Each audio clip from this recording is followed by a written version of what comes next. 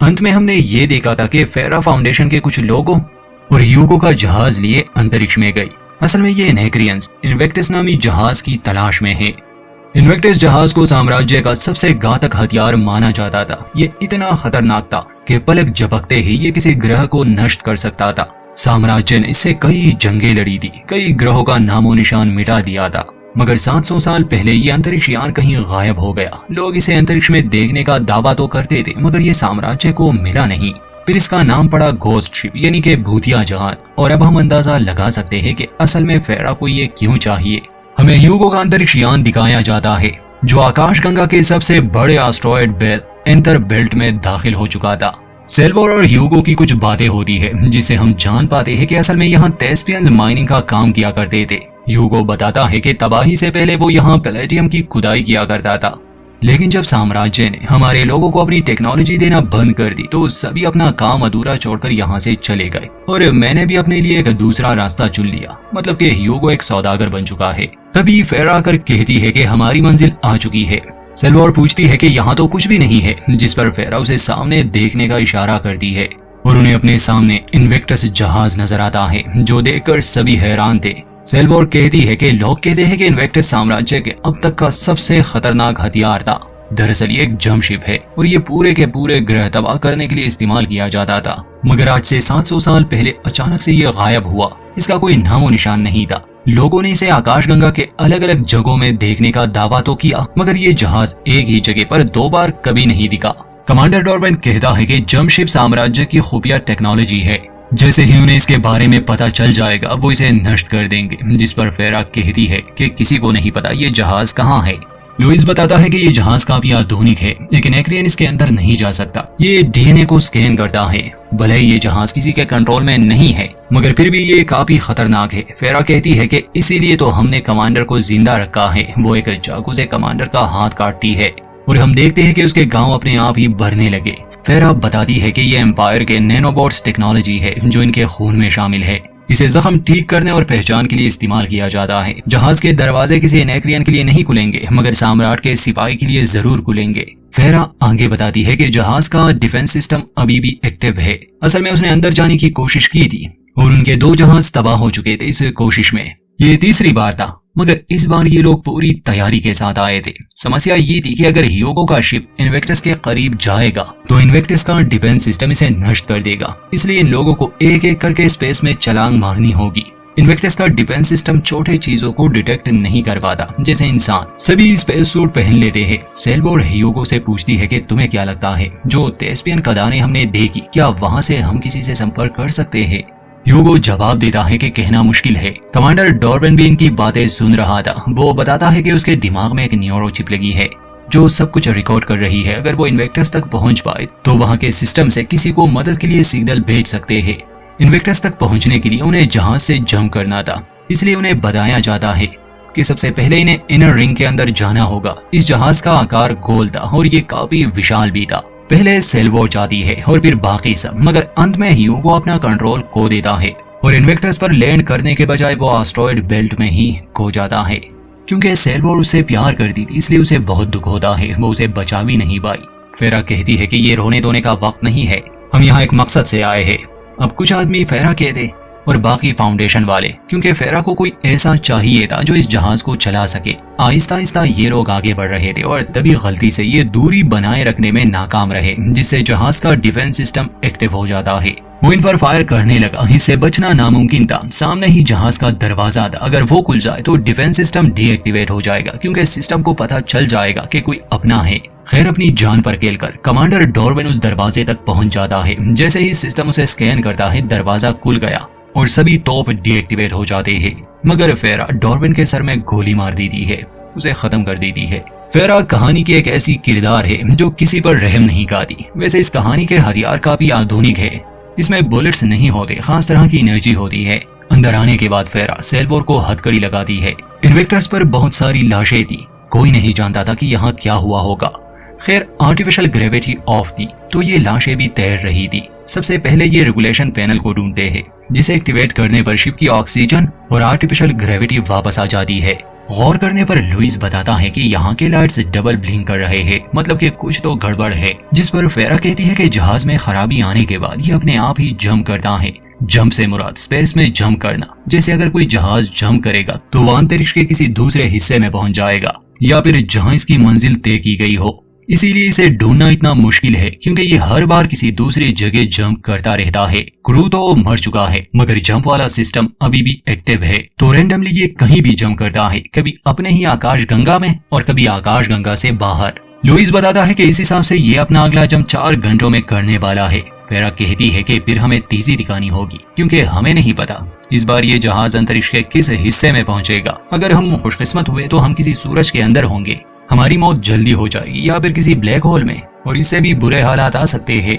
शायद हम खो जाए, भूख और प्यास की वजह से हम एक दूसरे को ही मारने लगे।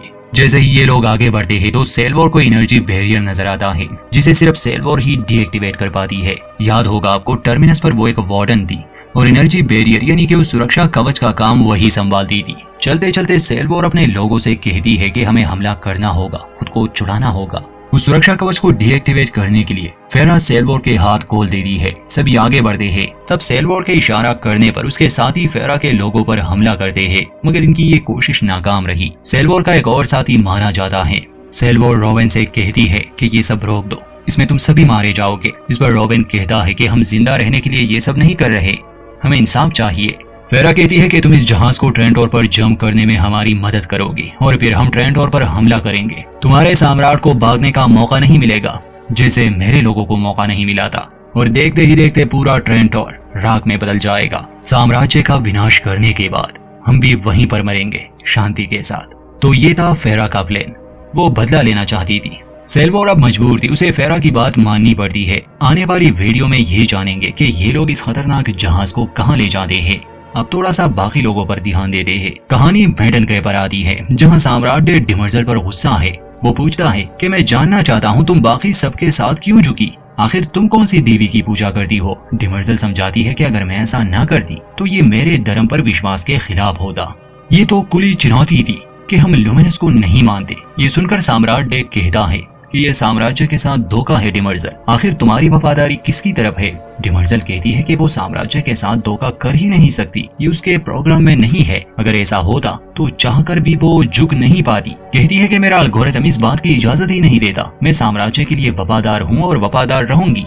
इन बातों से हमें ये भी पता चलता है कि यहाँ किसी को नहीं मालूम कि डिमर्जल एक रोबोट है। असल में इस तरह की टेक्नोलॉजी बहुत साल पहले ही नष्ट कर दी गई थी और वो यहाँ के लोगों का विश्वास जीतने के लिए ये सब कर रही है। यहाँ पर डिमर्जल के किरदार ने एक अलग मोड़ लिया। सोचने वाली बात है, भला एक रोबोट को धर्म से क्या लेना देना। इस बात को लेकर सम्राट और डिमर्जल के बीच बहस ही चल रही थी कि तभी एक सर्वेंट आकर ये खबर देता है कि जिपर हलीमा के भाषण के बाद उसके चाहने वाले बढ़ चुके हैं।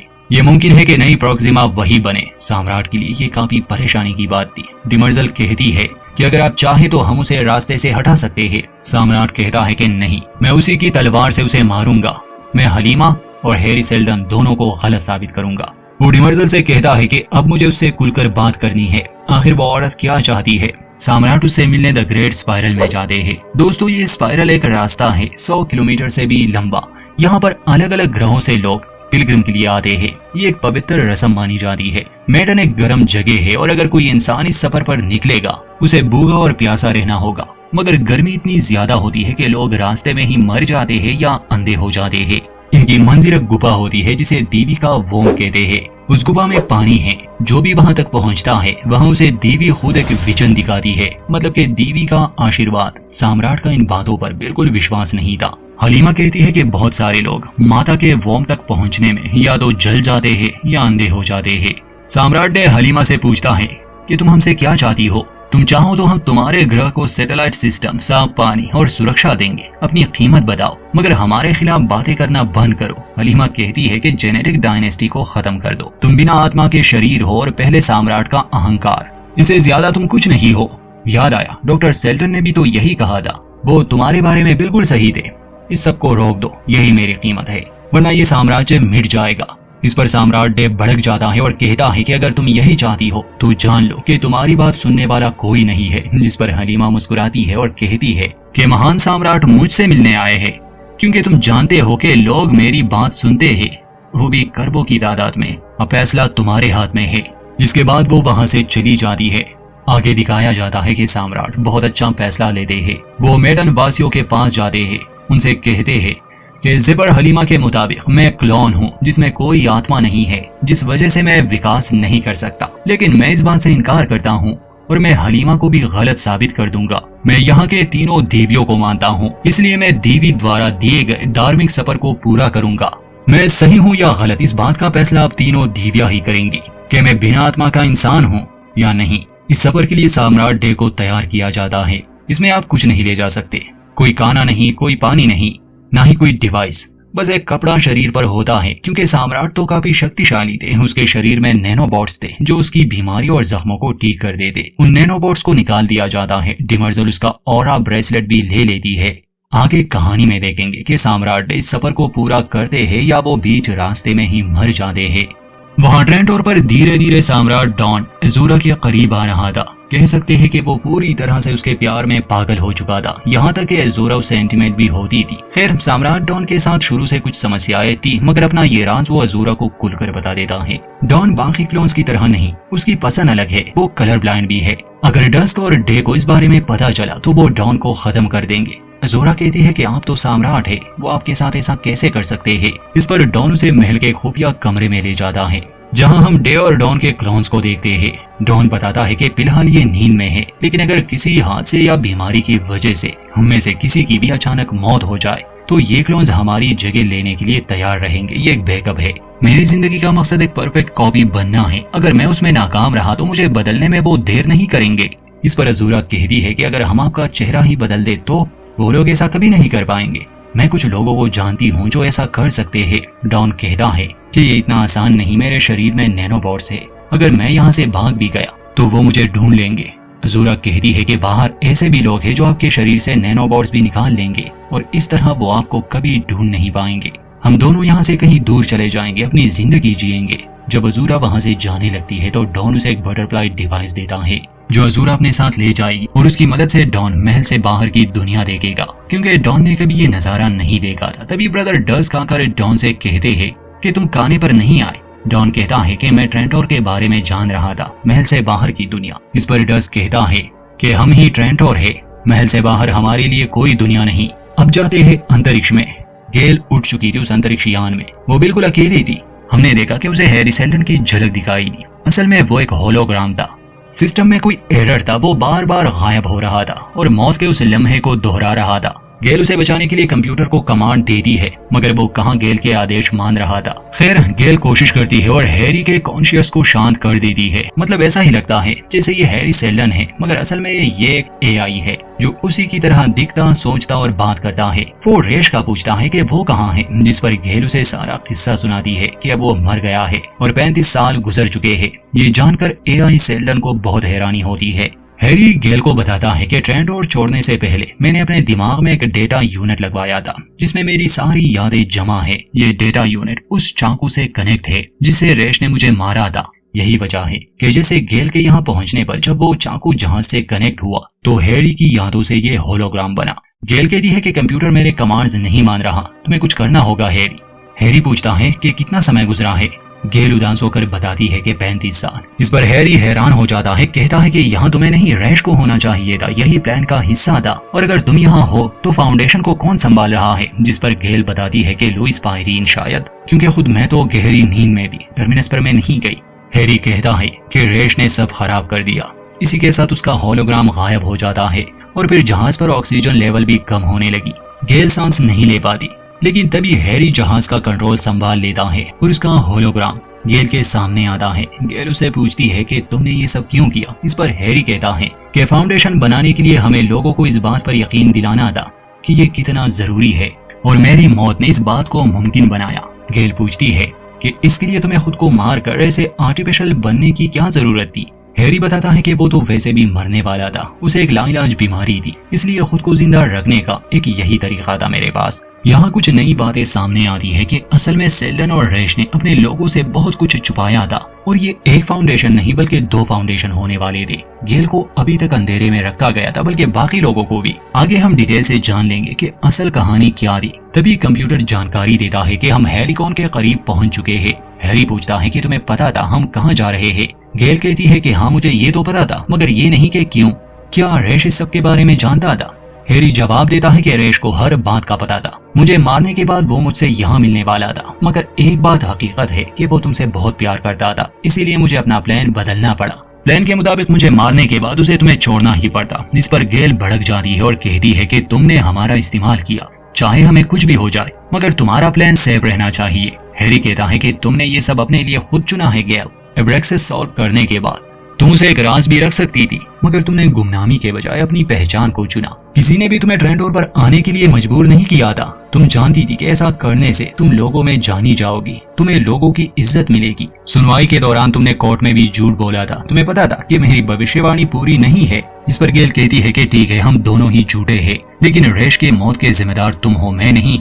हैरी कहता है कि अगर ऐसा है तो उस रात तुम मेरे कमरे में क्यों आई? तुम्हें कैसे पता चला कि रेश मुझे मारने वाला है? और तब गेल को हर वो लम्हा याद आने लगा जब वो चीजों को होने से पहले ही महसूस कर पाती, जैसे कि स्टार ब्रिज का धमाका, उस कॉम्प्लेक्स इक्वेशन को सॉल्व करना, गार्ड्स का उसे अरेस्ट करना, हैरी की मौत। गेल एक बहुत बड़े राज से पर्दा हटाती है।